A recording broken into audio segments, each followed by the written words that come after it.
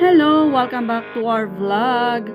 OMG, grabe ang nangyayari ngayon. Magkasunod na nawalan tayo ng Asia's Queen of Songs at ngayon naman ay sumunod ang ating superstar. At eto ang latest chika natin kay Janine Gutierrez kasi nga po lula niya itong magkasunod na pumanaw.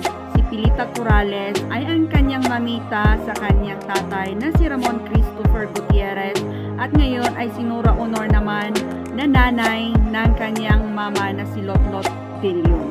Ayun, so mahigpit na yakap Janine at condolence to all. Grabe OMG!